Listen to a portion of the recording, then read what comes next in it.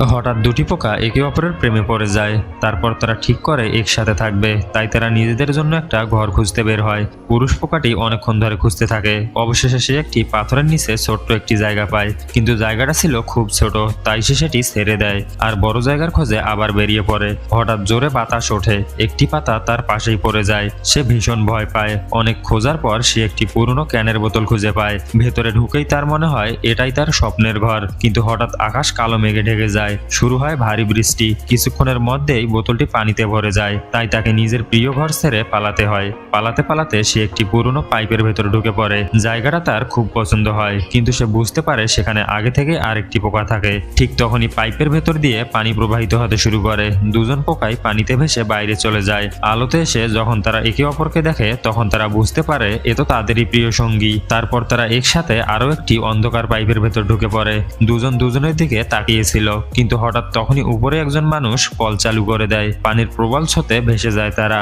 এভাবেই তাদের প্রেমের গল্প চিরদিনের জন্য শেষ হয়ে যায়।